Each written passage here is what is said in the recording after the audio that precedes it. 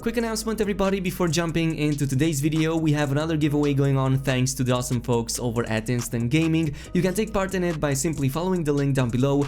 Be sure to be signed up on their website and then pick the game of your choice from the list. You can increase your chance at winning by simply following us on social media, and the winners will of course be announced around Christmas. Again, all of the links and everything you need to know are in the description down below. So there's many ways of earning nanites and units in No Man's Sky, and this has become even more important now with the synthesis update that gave us the ship upgrading station, especially since the cost can be extremely high just for fully upgrading one single ship. We already talked about a few good ways of farming nanites a few days ago, and one of them was the ship scrapping method and also the glitch that was letting players earn hundreds of thousands of nanite clusters very fast, but unfortunately that got hotfixed recently, so we now have to look somewhere else. Of course, you can always go back at scrapping A or maximum class shuttles, as these can be really cheap if you have the funds, or even crash ships if you have the patience needed, but there's plenty other methods out there that work just as well, or maybe even better, that you might want to mix into your gameplay. I'm going to go over a few of my favorite ones that helped me a lot, and also my opinion on a few others that I found a bit too inefficient, but that might still be quite useful for you. As always, hit the like button if you want to show your support, and let's dive right in. I'm going to start things off with the three most straightforward methods that can also be done all at the same time on the same planet, and these are of course the larval cores, or better yet known, the alien eggs, the hidden cores, as well as the salvage technology. And as I was saying, you can encounter all of these three at the same time on the same planet, and you can do these both early in the game as well as later on, but of course you're going to be way more successful if you do it later on, or if you have at least a few defensive upgrades. The alien eggs are the first of these that you encounter in the game, as the story mission also points you out towards an abandoned building, and this is basically what you're looking for if you want to get larval cores. You can find abandoned buildings both by using charts from the cartographer and looking for distress signals, or by simply using your exocraft as long as you fully upgraded its scanners, but both of these methods work very fine,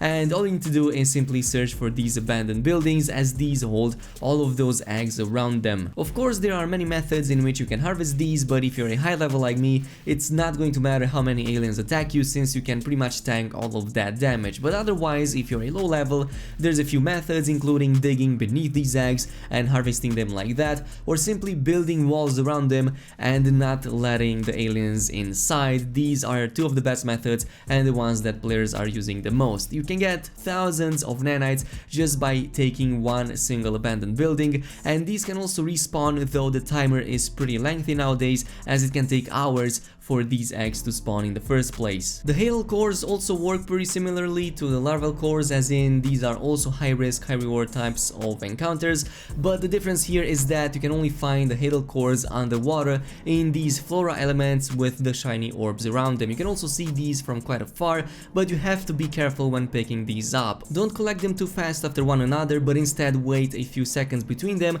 because otherwise it seems that this causes the fish to have a higher chance to spawn. And once it does that, it also destroys all of the remaining orbs if there's any left, but even more important, it can deal quite some serious damage to your character, especially if you don't have all of the upgrades. So yeah, be careful with that, but this can also earn you at least a few thousand nanites just for one single push. So for both the larval cores as well as the Hadal cores, the conversion to nanites is pretty much the same, as well as the time needed to actually convert it, as in one single core converts into 50 nanites, which means that a full stack of 5 converts into 250 nanites, which is pretty damn good, though the only distinction here is that the Hadal cores are actually more expensive. The third one is the salvage data that you can get from buried technology, and you can earn anywhere from 1 to about 5 for each buried technology that you get, and you can find this on almost every planet, which means that it's really easy to come by these, especially if you combine them with the larval and the Hadal cores I was mentioning. So all of these three combined are actually pretty damn decent, and also the conversion rate is also decent,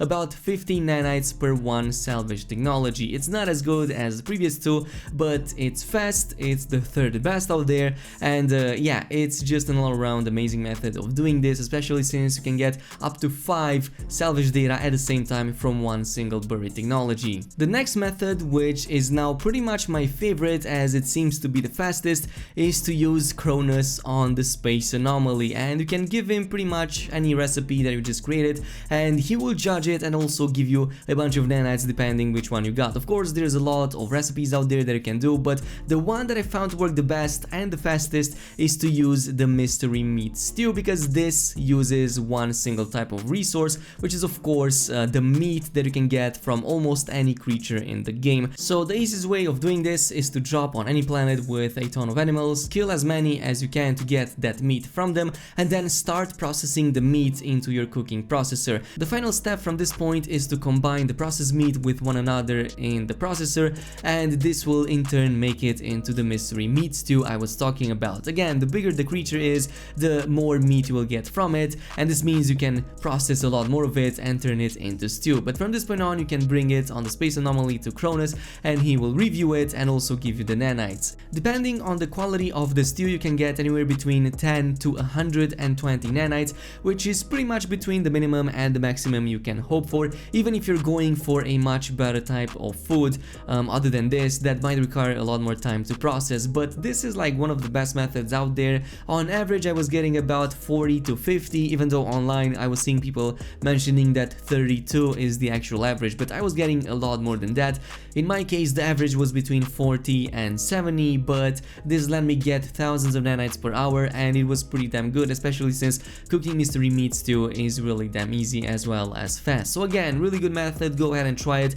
And you can also try it with cakes, for example, though this takes a lot of time to process and combine, get a ton of materials for that. But yeah, these have a higher chance at giving you at least 100 nanites for each individual cake that you bake, and it also works the same with any other complicated recipe out there. But again, these are really time consuming and I generally stayed away from them. There's other methods out there, of course, and one that had great success for me was pugnium and refining this directly into nanites. You can find a lot of pugnium in rich systems at the space station on the trade terminal, but of course you will need to do a little bit of scouting. If you find a trading terminal on the space station that does hold pugnium, go and buy it, because it generally holds at least a few thousands of these, and you can get like 3 or 4 thousands really easily. But the most important of them all is that the NPCs that land on the space station also hold the same amount each, so you can get thousands of these really fast. The only downside here is that this might cost you quite a bit of units, since the conversion rate is about 25 to 1, so a 10,000 stack can yield you about 400 nanites, which can be pretty low. But if you already had a ton of units, you can just go in, buy a ton of these, and this is a legit method of converting your units into nanites almost directly. So yeah, this is something that I use with great success when I didn't have the time or the patience to complete the other methods I was listing. The fourth and the final major method that I've been using is by doing Nexus missions, and normally I would be against these because these can be quite inefficient, but the reason why I've decided to include these on the list was because the game almost always directly teleports you to your destination, where you can simply go ahead and complete the mission without being distracted by anything else. So you even get teleported to the exact system where you need to do this in, and it generally takes about a few minutes to get the 400 or so nanites that you can get from one of these missions. Again, it's not the fastest, but you can also get some extra items that you can further sell for some extra units. Now, of course, there's many other methods out there that you can do. Simply playing the game and uploading your discoveries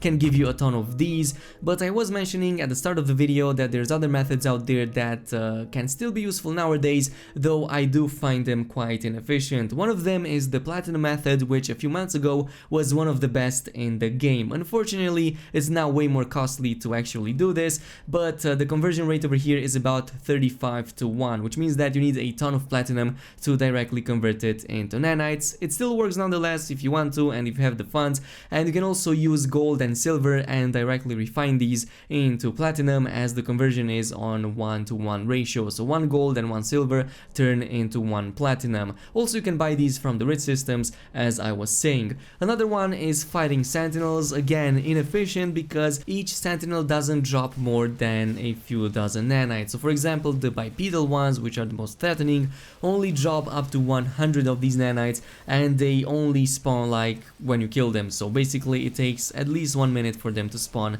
to get some more nanites. So really inefficient. Also, the runaway mold method that was very useful back in the old days.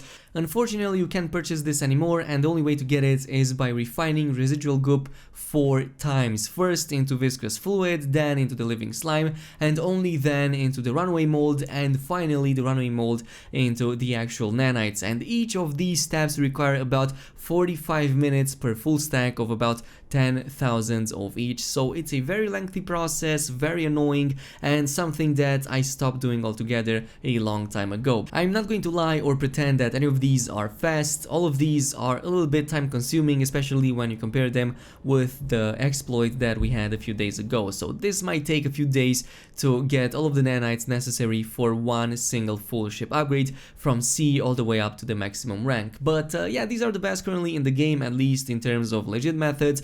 If there's anything else out there that I skipped or missed, then don't hesitate to comment down below. In the meantime, if you enjoyed this video, don't forget to subscribe and activate the notification bell. Thanks so much for watching, and peace.